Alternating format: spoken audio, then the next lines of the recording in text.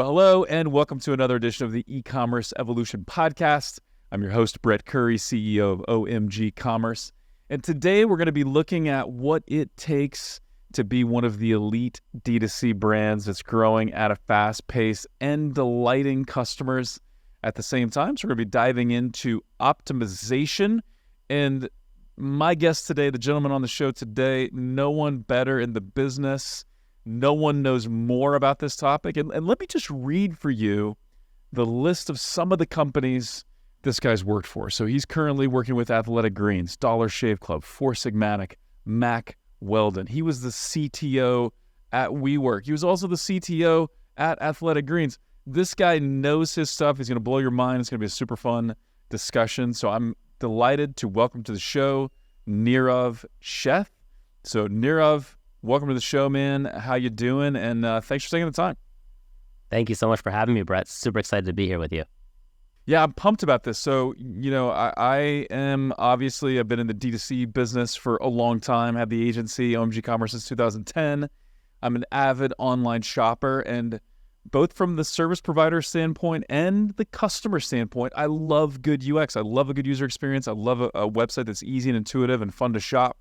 And I know that you do that so well. But I do want to hear kind of quickly before we dive into this topic, and we got lots of tips and insights and pet peeves that we'll talk about and some other fun stuff. But how did you get into this? Like, how does somebody go from, wherever you began to now working with some of, the most loved and fastest growing D2C brands? Yeah, well, great question, Brett. Well, I actually started the whole business and my consulting agency, Anata, out of my childhood bedroom. So out of my parents' house, 1,100 square foot home. That's awesome. Green tile walls, the most ugly looking walls you'll ever see. Blue carpet. Do you have pictures of these green tile walls and blue carpets? I do. It's still there.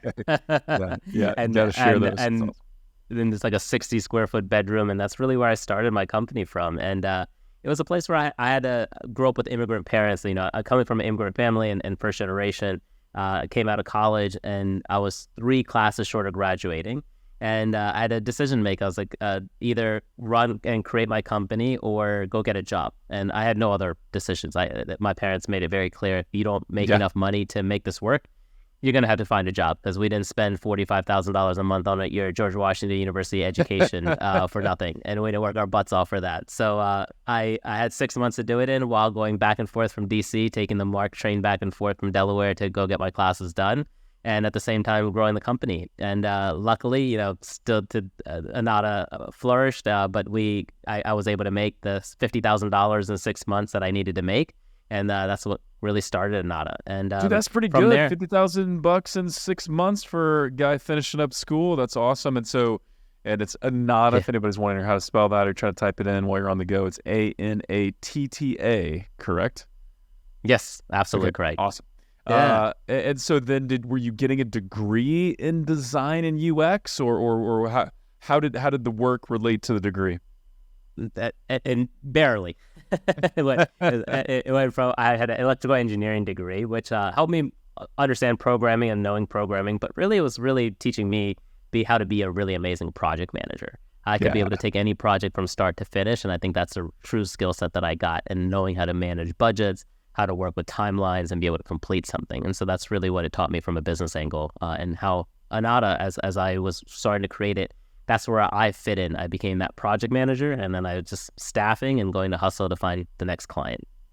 Love it. And really that engineering mindset is super valuable for optimization and testing too, isn't it? Like that, did that training help you with the optimization process as well?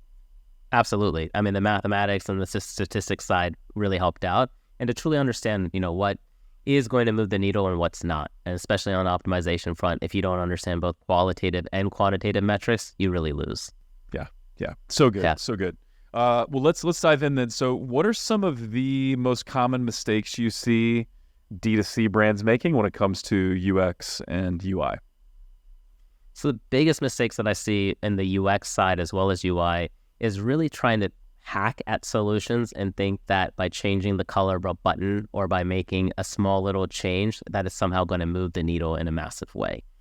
Especially with CRO programs out today, you're really just trying to throw darts on a board and see which one sticks.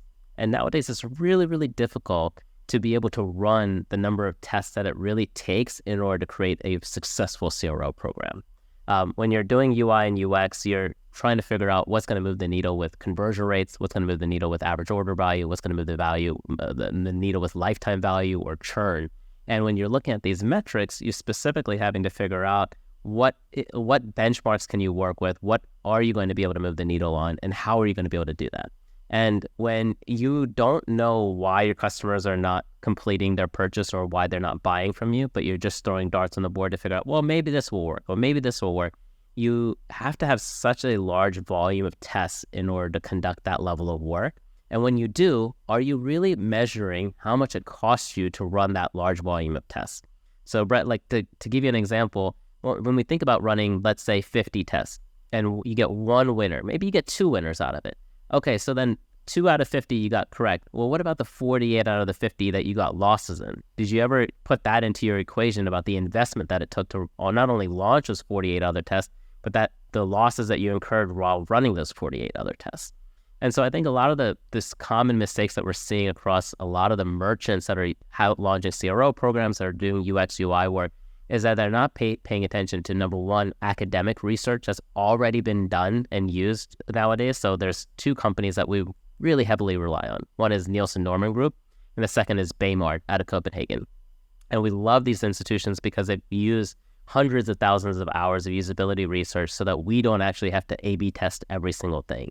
We know what are the common issues that people face from a navigation, copy, user journey, flow perspective. For like and especially with Baymart, it's all around the e-commerce funnel. PLP, PDP, cart, checkout. These are all common terms in the e-commerce space, and they have massive reports telling you the 300 things not to do on your product page. And so leveraging that and having that say, I don't need to test that. I'm just going to make sure I don't do this and I follow these heuristics is the best starting point for a lot of brands that just need quick wins. So if you're going to do quick wins, don't do quick wins based on, hey, I just want to test this. Do quick wins based on academic research that's actually been done, because e-commerce has actually been around.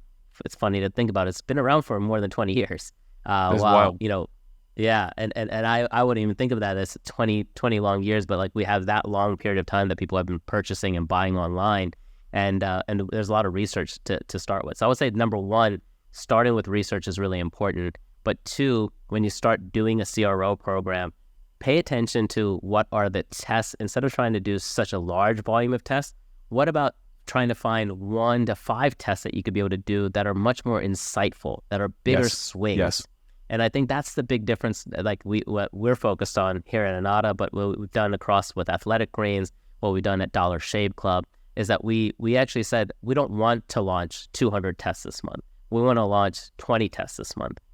And out of the 20 tests, we have such a higher win ratio because we've done so much research to back what the hypothesis was in the first place and why we believe that was causing an issue. So we're using qualitative data to figure out the why. And that's like, I'm going to maybe it might be going too detailed into this, but when you figure out what is an opportunity, you have to discover why that is a problem. And before you start creating a bunch of solutions and trying to have an A, B, C, D, E, F test, which would take probably 60 days to run if in a very large volume site, why not just find 1 or 2 solutions because you actually did the work to figure out what the problem was in the first place? And I think that's a common issue that people have. I love this so much, and I've talked about this topic with a few other people, right? And there's this kind of general consensus, or a lot of people talk about it, where you say, hey, if you want to make a test, you got to isolate each little variable. Otherwise, you run a test and you won't know was it this button or this headline or whatever. But the thing about that is, if you make a small headline tweak or you make a button color change, most likely you're not going to see any difference, right? It's a small change. You probably won't see any measurable difference. If you do, it probably won't move the needle at all. And then how long is it going to take for you to get to something meaningful? So do you really want to know exactly what change it was that made the difference, whether it was the button color, headline, or a number of things? Or do you just want to get the good results? You just want to improve those problems. And I love how you outline that, right? It's how can we increase average order value? How do we increase lifetime value or reduce churn? And so looking at where are we off? where do we need to see improvements? What are our hypotheses behind why we need to see improvements? And then let's make some tests that are likely to move the needle. And such a smart approach there. Any examples or any specific wins you can kind of map out there following your approach? Yeah, well, let me go a little bit deeper into the approach, Brent, and I'll give you an example while working through that. So one of our clients being a large e-bike company, they had what we wanted to look at is where does the opportunity exist? And a lot of times it's really hard to quantify where the opportunity exists. But if you have benchmark information, specifically, to give you an example, let's take add to cart rates. When we look at add to cart rates, specifically in like the leisure space or in the activities and hobby space, we can be able to get a large benchmark of saying, okay, based on this size of product, average order value is above $500 in this specific vertical, we're expecting add to cart rates to be at roughly 15%. And that's what the industry benchmark is. So that provides us a lot of useful and helpful information. And by that, you mean 15% of people that add to cart go ahead and complete checkout? Is that what you mean? Or 50% of visitors add to cart? Yeah, 15% of visitors add to cart. Got it. So in that industry, it was a little bit lower just simply because the average order value is so much higher. You're selling products that are $2,000, $2,500. So your add to cart rates aren't as high as you would get from let's say a $10 product or a $20 product. And so once we know that that's 15%, then what we can do is say, okay, where are you performing as a merchant? And so when we looked at the merchant, they were performing at close to around 10%. So now we have a 5% differential, and we can quantify that by taking their visitors and taking their average order value and saying look, this 5% differential, if we're able to get you from 10% to what the industry benchmark is at 15%, this one test alone, or this one area that we're going to focus on, is going to bring you $12 million in additional revenue. Yeah, because that's a 50% increase, right? Going from 10% to 15%, exactly. 50% increase in add to carts. And ideally, you would think that it'd be the same percentage of add to carts end up closing. And so could be a 50% lift, right? So exactly. But that's where, Brett, people don't actually take the time to quantify the actual money value behind it. What you traditionally see in the optimizedly based approach was this democratization around testing programs. It says, hey, everybody pitch your hypothesis. Everybody and let's vote on which one we want to launch. And that whole approach misses one big factor is how much money is this worth? Because if I have a $20 million opportunity on one hand and a $10 opportunity on another hand, I don't care if I got 99 votes on this $10 opportunity. I'm going after the $20 million opportunity. Absolutely. It's so interesting, and I think that first of all, that's so brilliant, right? What are we going to test and why? And then if we do test it, let's say we find a winner. Let's say our mind is blown. We have an answer. We go in a different direction. What could that do for us in terms of sales? It's kind of just a shift in mindset, right? I remember meeting a guy who was early on the team on Amazon, and then he was there for quite a while.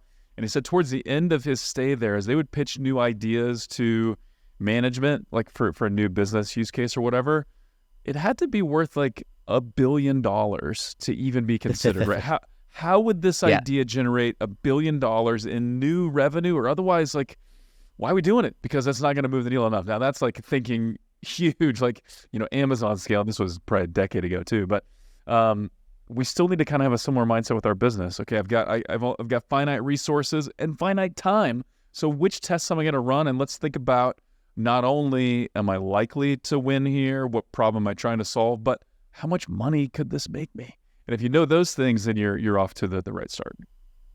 Yeah, you're absolutely right. And if we're talking about the mid-market brands that you and I both speak to, brands that are doing $25 million all the way up to $200 million, you're looking for opportunities that are going to move the needle for you in millions of dollars range, not in thousands of dollars range. Yep. And if you're spending thousands of dollars, but your actual program to run UX and UI and CRO cost you $20,000, $30,000, it's not going to pay for itself. And you're just wasting time and money while doing it. So definitely have to find your ROI. Love it, man. That's so good. Awesome. So case studies, examples, what are some of the tests you have run, and walk us through the process of how you got to that test and then what that did. Totally. So in the case with the e-bikes, one of the things that we really found from a lot of our deep research was that the more people that use search, the higher intent those people were, and that if we drove more people to search, the more people we could have to purchase. And this was coming from both quantitative research that we could see those numbers, but also qualitative wise when we spoke with user studies to figure out, hey, what is it that where are you getting stuck? What are you not being able to find? And they said the search was the part that was a missing component. And so finding that, then we actually did things to elevate the search results to make it not only more prominent, but also bring more focus specifically to that area, improve the search results, improve the empty search results, etc. And by doing that, we saw a nice lift in not only the add to cart rates, but also the conversion rates. So the process that we used was very similar to what I was mentioning, which is one, let's focus on best practices and let's just eliminate all the common leaky funnels that could approach. Number two, look for benchmarking opportunities. Where are we seeing some lower rates compared to industry benchmarks? So we were saying low add to carts. And then as we dug back to go deep into figure out why was the add to cart lower, we're seeing that people were not able to find the search, leverage search and use search results as a result of that. So then we solutioned specifically around search versus solutioning around everything. When you think about add to cart, it could be a myriad of different issues. Content can be a problem. PLPs could be an issue. The way that you're showing imagery could be a problem. Instead of trying to solve every one of those, we needed to run some usability studies to actually figure out where are customers getting stuck. Both polls and surveys are really good, but also interviewing customers. And some unique things we've learned about when one of our clients, another case study example was with Mgemi, which is a footwear, premium luxury footwear brand for women and men. And they make shoes out of Italy. Great client, great product. And one of the things we did was we did a usability study with them on their phones and on their desktop. And the craziest things we've observed, Brett, but like on your phone, when people are shopping and going through the user journey, they're being impacted by 40 different things. When they're on their phone, their kids shouting from the side, their husband's asking them a question, their TV's going on. They're maybe driving. I probably shouldn't confess it, but sometimes I'm looking at stuff like at a red light or whatever, and that's probably not safe, but it happens. Yeah, it happens. And on a phone, and we saw the eyes going everywhere. We saw their focus going everywhere. And then on a desktop, they were like, eyes were concentrated, they were reading the full pages, and you barely saw any movement. And just by doing that form of user study, specifically with Mgemi, we were able to start ascertaining when we were looking at specific rates that we wanted to improve. We had to say, okay, this is what we're dealing with on mobile, so let's do things that really concentrate focus on mobile and not put too much content in front of them because we just know we have such limited attention. So speed is, of course, important, but two, what are we trying to showcase to them? How are we trying to merchandise in front of them? Because if we only have such limited attention, maybe one or two product offerings is much better than the entire catalog. Where on desktop, we could show a lot more because we have much more focus from them. So doing user studies helps us really understand that specific market. And, while that mobile to desktop example can be probably true for many other brands, this is where brands like Athletic Greens have done really well. And another brand that we work with called Caldera Lab, which is a men's skincare line, has done really well with one product called their serum, is that they keep such a centralized focus on just one thing. And the reason why I love that is because if you have such limited attention and they already have so much cognitive load on them because they're being distracted by 50 different things, what can you show them as just the one thing with one message that makes it easy for them to buy? And that's what I've always loved about Athletic Greens from their product line is that they made it so simple. Now, not every merchant can only sell one product. I'm not advocating now destroy your entire catalog and only sell one product. But at the same time, if you're on a mobile journey and you're trying to bring somebody who's brand new to you, can you maybe showcase and kind of merchandise one or a few products at minimum and then keep it so narrow because you already know that the cognitive load is so high and that they have no attention span. So what can you do to like drive them in versus trying to serve them everything? One of my friends, Antonio, would always say, don't tell the whole story, tell a story. Yeah, I love that. Don't tell the whole story, tell a story. And yeah, if you think about that, someone may be really interested in a product. They see a YouTube video, they see a Facebook ad, they get a referral from somebody. They're interested in one product. But then when we get to your landing page, your category page, they see all these other options and they think, well, maybe I should consider this, or maybe I should consider that. And any confusion, any slowdown in the process, you just increase the odds that person's going to bail, right? They get distracted, they got to put their phone down, so the light changes or whatever, kid needs them, and then they never come back. So that's really, really smart. So don't just tell the whole story, tell a story. And yeah, so how do you kind of help someone think about that then if it's, maybe I've got a large product line, but I know these are my 2 or 3 core products. So how do you help someone kind of narrow that down to decide what are we going to showcase on mobile? What are we going to showcase on desktop? What is that experience going to be like? I think you have to treat things, Brett, as like micro journeys from how you segment your channel. So looking at various channels of where you're getting your incoming traffic from, whether it's paid, search, organic, etc. And once you understood where that journey is going, then you can be able to ascertain which set of products can be merchandised specifically for that journey. And so when you're defining your initial landing page to your product detail page to like where you're showing the catalog and the cart checkout experience, you have to then go through that experience and say, what was the ad that we served for them? What is the emotion that we're trying to elicit from that? And then where are we serving in terms of trust factors, testimonials, product information, et cetera, to really gear them into that 1 core product or 2 core product offering and move it forward from there. But specifically to answer your question, finding not only you have to know where your segment's coming in from, that way you know what best to serve them, because it's not always just going to be the 2 most popular product. It's going to be based on the copy and like the messaging that you're saying all the way starting from the ad. And I think that's another problem where a lot of agencies who are doing traditional CRO fail, and we failed at it. I'll say very clearly that for so many years at my agency, we failed at this. We were looking so myopically at just the website perspective and say, well, I don't pay attention to what comes before it. That's a black box. What I pay attention to is once you land on my site, what do I do with that? And it's like, but if you don't pay attention to what came beforehand, how do you know what messaging was being served? How do you know what emotions were being elicited? How do you know what was there? And so if you only pay attention to one area, you're missing out on like the reason why that person clicked over in the first place and what were they being promised. Yeah, and that's thinking about just looking at the website as a silo. That's looking at it from your perspective, not the shopper's perspective, right? The shopper's coming in with this context, these expectations, these hopes, these dreams, promises made in an ad, and they want consistency. They want to see what they see in the ad or wherever they saw you, and then they want to know immediately that they're in the right place when they land on your site and that you're going to deliver on those promises. So really, really smart. Other case studies you would reference, but both of those were brilliant. Any other case studies you would reference?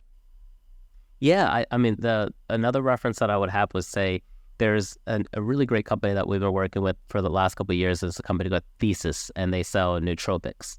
And their product really works well. And one of the things that we've really learned and identified, and this came before we even started, was that their quiz experience was their main kind of core acquisition funnel. And a lot of brands are starting to go this quiz approach, and they say, hey, don't have a starting point, take the quiz and learn about the products. But especially when you have a product that is requires more education and people don't really know what to start from, quizzes can be a really, really great place to work with. But one of the things we learned in the quiz experience that a lot of people don't understand and see is that they launch these quizzes without understanding what are we trying to do in terms of delivering value. So when you have a quiz that's too short, meaning you're not asking enough questions to ascertain what it is about that person, the psychological behavior of that person is like, hey, you didn't ask me enough. So before you deliver me, hey, these are your results, you're making the consumer feel like I answered a few questions and now you're delivering a result. How is that result even possible? And so you're losing them in that track. So just by making this fundamental change, by understanding that user behavior and watching them go through the quiz process and seeing how they process it, we learned that by asking a lot more questions and making the quiz even lengthier, which is normally the opposite of what you would see from most people saying, hey, make your quiz shorter. That's the reason people are abandoning because this quiz is too long. It's like, no. People are actually not purchasing because the quiz isn't long enough. And so the more we actually got into it to a length process, the higher the conversion rates got, the higher the overall click-throughs were. And people who completed the quiz were at such a higher rate of conversion. And people were willing to go through it because the questions, as long as they're relevant, will stick through the process. And it's not about how many questions you answer purely. It's about making sure that those questions were valuable, that it felt like it was dictating towards what the result was going to be. Yeah, it's so good. I think some people's advice, whether you're talking about like ad creative videos and stuff, is make it shorter. People don't have good attention spans. But that's not really the point, right? It's make it better, make it relevant, make it speak to the person. And the same can be said with quizzes, right? People have a sense of what does this question have to do with anything that I'm shopping for, right? Or you ask a really good question, I think, this person's smart, right? This person asks good questions. And we've seen this work a lot. We've done a lot in the beauty space and personal care and hair coloring space, worked with a number of clients and helped them scale. And we found the same thing, that a slightly longer quiz is better because people want to get this right? The target market was women. A lot of ladies try to cover the gray in their hair with color. Like, they want to get it right. They're not messing around. They don't want to use your product and then live with a mistake for a long time. And so they would rather you ask them questions.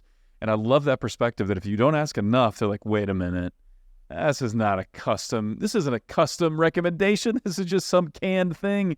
This whole quiz is a hoax. But I also wonder, because we see this on the video side too, like longer YouTube videos, 2 minutes, 3 minutes. Someone engages that long, they're much more predisposed to sell. I also kind of wonder if someone engages more with the quiz and they spend more time with you, likely they're more inclined to convert, I would think, at that point. Yeah. And that's exactly what we learned, was that they were much higher to convert once they actually spent that much time with you. Because they realize that, like, you're spending the time to ask them all these right questions. And again, I go back to, was that question relevant? So don't ask questions simply to ask another question, make sure it's relevant. And one of the things you said early on is, like, what's one of my pet peeves when it comes to UX and UI? Yeah.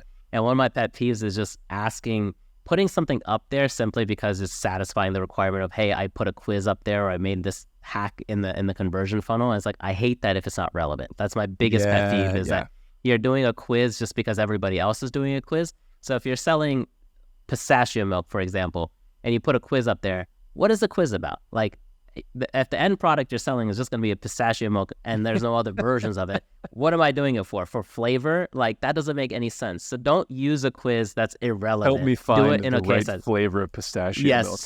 Which, by the way, I like pistachios. I like pistachios a lot. But is pistachio milk good? That sounds disgusting. I have no idea. I haven't tried one yet. Okay. But I know it exists. That's hilarious. So why are you asking me a quiz? I don't need a quiz. You sell 2 colors of T-shirts. I don't need a quiz for T-shirts. But yes, if it's something like nootropics, where I've heard about it on podcasts and I know people are talking about it, but it almost sounds like I'm trying an experimental drug, and so, like, I want to make sure I get it right, or hair color. Like, I do not want to screw this up. Quiz makes a ton of sense. So exactly. Not blindly following the trends that are out there, but how is this relevant to my shopper's journey? What am I making easier? What am I making better? What am I making clearer? Or am I just checking the box? Yeah, totally makes sense. And wherever you can deliver value. Yeah, for sure. Deliver value. Any other pet peeves? Is just always fascinating to me. People that have, like, a keen eye and are really good at what they do. I love to know what are their pet peeves. It's fascinating to me. I would say so many of my pet peeves are around growth hacking. I've been around growth hacking for a long time, some of the tactics that people use. So to give you an example, we worked with a very popular bone broth company, and they were growth hacking, and they were looking at, okay, how do I get AOV to, like, or my CACs to go up against my LTV, and say, hey, if my CAC is $90, I have to sell at least $90 worth of bone broth and be able to make a profit off the first purchase. I get that, but then they get them into a subscription program. So to buy $90 worth of bone broth meant that you're buying close to a lot of broth, man. It's a lot of broth. You're selling like 15, 16 bone broths, right? And then you're getting them on a 14-day subscription, and then you're seeing a churn happen, a churn rate of close to like 80%. And they were like questioning, they were boggled, like, why are people churning? And it's like, you just sold them 15 boxes of bone broth, and then you got another one shipped 15 days later, and you're asking the question, why isn't this working? And it's purely because they're playing the numbers game. Only if they gave up water and all other beverages and just drank bone broth, that would be the only way they're going to consume that much. The only way, yes. If they drank it like coffee at some point. Yeah.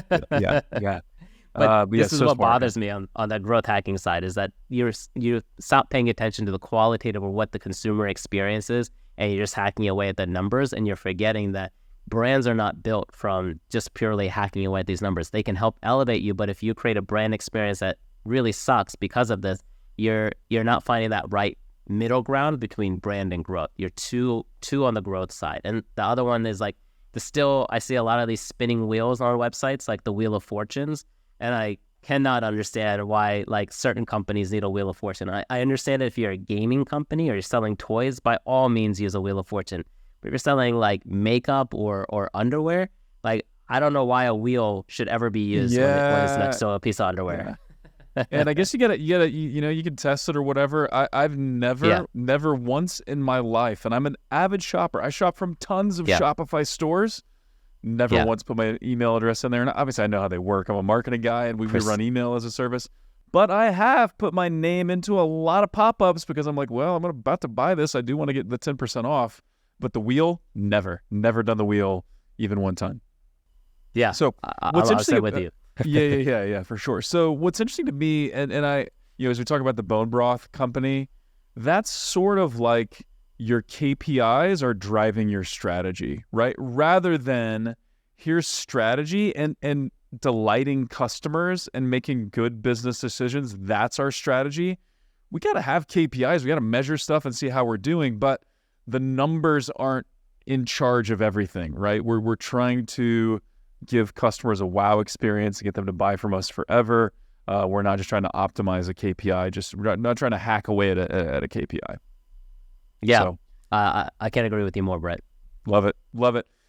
So you said something to me before we hit record that may be a little bit controversial. Actually, I think what we just talked about could be a little controversial, but I think people are going to agree for the most part. But you gave me a perspective on headless, which headless design, maybe describe what that is really quickly for those that don't know, but you've got a unique take on headless. So explain what it is and what's your take on it. Yeah, so a headless environment is taking the front end layer off your, let's say your Shopify store, your Magento store, whichever platform you're on, and saying, hey, I don't want it to live in that platform anymore. I want to own my entire front end. And so you're lifting like your liquid theme or whatever kind of setup you have and saying, I'm going to host the web pages now. I'm going to make sure that I can control the full gamut of it. And now because of that, I will technically load faster as a site, because I am now not being so dependent on the monolithic platform on the back-end side of it. And that's what traditional headless e-commerce is. And what's usually driving that decision? Is part of it just because it's like cool and it's a buzzword? People are like, well, we're headless now. So that's, or what's driving that decision to be headless? I would say there's a couple factors, Brett. Number one, speed is the most enticing place because so many e-commerce stores are slow. And they think that that's the quick and fast solution. They say, hey, and this is coming from developers, this is coming from agencies that can make a lot more money from doing a headless build because they're close to $150,000 to $200,000 build. And so that's where a lot of agencies and a lot of people want to play, and it's fun new software. And so they'll say, hey, let's go headless because it's going to make your speed a lot faster. And it's just not true. Like, can you build a fast headless site? Yeah. But can you build a really fast loading Shopify site? Hell yeah, you can. It all depends on the architecture that you use. Whichever one you want to use, you can use, and you can still bake both fast. But I would say earlier, the answer to that was no. And the reason I can say that is in 2019 and 2018, I launched Rothy's Headless in 2018, being their CTO, and then working with Athletic Greens. We launched Athletic Greens Headless in 2019, along with Molecule, with the air filter company, as well as Four Sigmatic. Beautiful product, Molecule. Yeah, and we've launched them headless because their platforms at that time, in 2018 and 2019, their platforms were inherently slow. And we tested that because their TTL, which is their time to first byte, and to be able to get that kind of first load coming in from them, was extremely long. It was like 0.8 seconds. So if you were saying, hey, I want my site to load in 1 second, and your system takes 0.8 seconds to get there, you only have 0.2 seconds of a gap to say your site's going to get to 1 second load time. And so we had to make a decision at that point during those times to go headless because the technology was not moving up and performing at the space that we're. And nowadays, all of that has flipped entirely. Shopify has rebuilt their entire architecture in such a great way that their TTLs are close to 0.2 seconds, which is a massive 400% decline in TTL, which is great. But also, it's just their infrastructure and their setup allow you to build a really, really fast loading site on them. So you would say, but why is my Shopify site slow?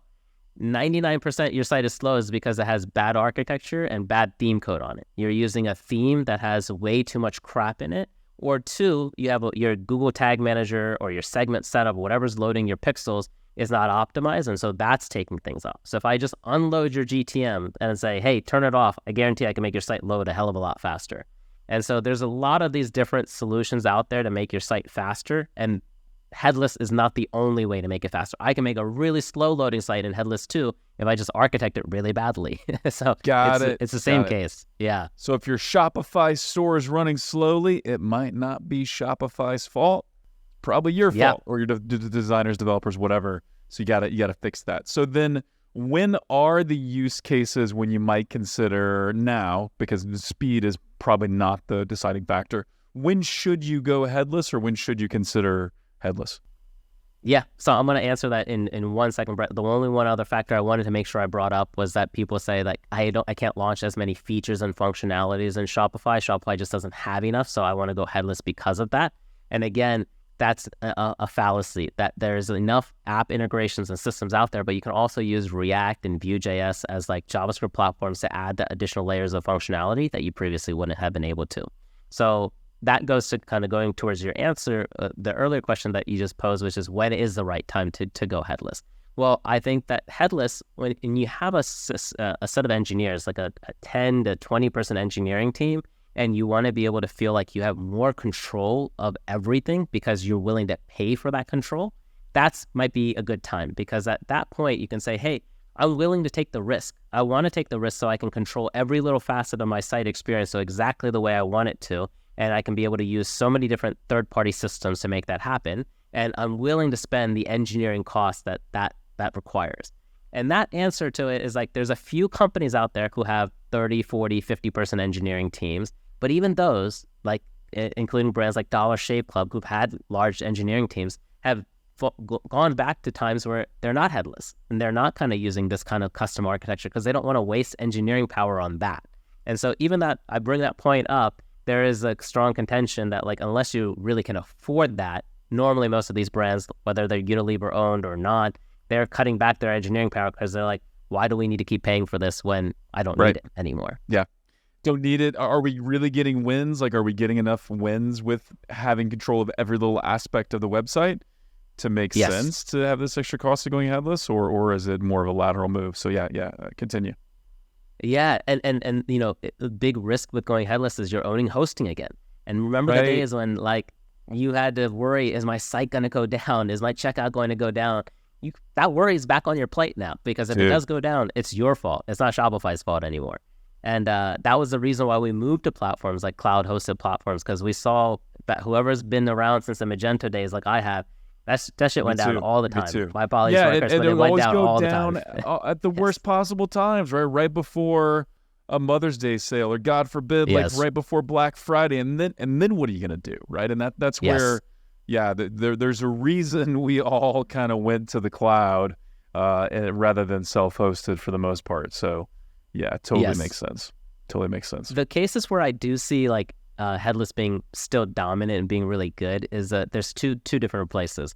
When you're having a brand that is multinational, that you have multiple different storefronts, Shopify has now kind of done a pretty good job of going global, and I love the international plays that they've made now because it's actually enterprise ready. And so being able to have one single store that you can be able to take internationally can be really helpful. But there was a time period where you had to have multiple individual storefronts. But that meant that you had to have multiple individual front ends. So every single, let's say you existed in the UK, you existed in Germany, you existed in China, you existed in Australia, you actually needed to maintain 10 different code bases or 10 different front ends. And that's a part where with Athletic Greens, still today, it's a headless site experience. And the reason we built it as a headless site experience is what we wanted: one unified experience across the board. Didn't matter which country you were buying from, that the front end was one combined experience. And then we could push it to separate checkouts, so that way, if you needed to transact in the UK, you needed to transact in Germany, you could do so, and the purchasing and like the seller record could be in that country, but that you could still maintain one common front end. And that solves so much engineering problems, it solved so many experience problems, and actually elevated the SEO of the core parent domain, because the parent domain owned all that ranking versus it being out to individual subdomains, whether it be Athletic Greens UK, Athletic Greens Italy, etc. Like you didn't have to own separate domains. It could all just be part of one core parent domain. Totally makes sense. Love it. Nirav, this has been fantastic. Our time has flown by. I could keep talking about this stuff with you. Love your passion, love your skill, love the insights and what you guys are doing. Talk to us a little bit about Anata Design. So obviously we got a really good flavor, really good feel for what you do, but tell us a little bit about the agency. Are you accepting clients? Are you all booked up? What is that like? We are accepting clients. Thank you so much, Brett. And Anata is really an anti-agency. What I mean by that is that we're taking a different approach to the agency model. Typical agencies work on an hourly business model, so they're trying to rack up hours for the most part. They work in silos so that you don't really know what's happening behind it, and that they're working with fractionated resources, because that's a typical agency model, especially when fractionating resources. One person is put on 5, 10, 15 accounts. And so for us, we said we want to be able to create a better experience for the merchants and places that we work with. So we're not doing billable hours. We're working purely on a retainer, and we're saying you're getting dedicated team members for that. So when I say dedicated, it means only working for you, going to sleep, waking up to you only. And we're fully transparent. So that's a digital product team that's fully formed, ready to go to work with the brands that are there in a transparent way. So every designer, developer, project manager, QA is on all of your calls and all of your messages, and like being very clear. And that has allowed us to really be able to work in the same KPIs that they're going after is our mission. So we're no longer trying to rack up hours because that's somehow going to make us more money. We're saying if your conversion rates go up by 50%, and that's what you want to go after, let's all go after it, because the more you're successful, the more we can be successful as a result.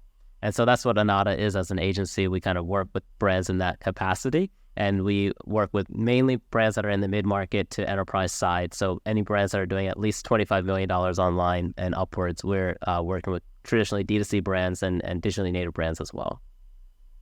Love it, man. Love it so much. What about those that are listening and they're just like, dude, I got to learn more from Nirav? How can they? Do you have free resources? Do you have other podcasts you're on? And I can link to all this in the show notes if you do. Primarily, I'm linking through everything through my LinkedIn profile. So I'm posting a lot of content there, both through my personal profile as well as the company's profile. But and I will be on tour speaking as well. That's right, man. We were just talking about that before Yes. we recorded. I'm going to try to get you on some stages, dude, because you're really, really good and more people need to hear from you. So I'll link to your LinkedIn profile as well, but it's Nirav, Nirav, Sheth, Sheth. So look him up on LinkedIn. Nirav, you crushed it, man. This was super fun. Thank you so much. Thank you so much, Brett, for having me. This was such a great conversation. So good. So good. As always, we would love to hear from you. What would you like to hear more of on the show? What did you think about this episode? If you listened to this and you thought, oh man, this person I know has got to hear this episode, share it with them. And leave us that review if you've not done that already. Helps other people find the show. And with that, until next time, thank you for listening.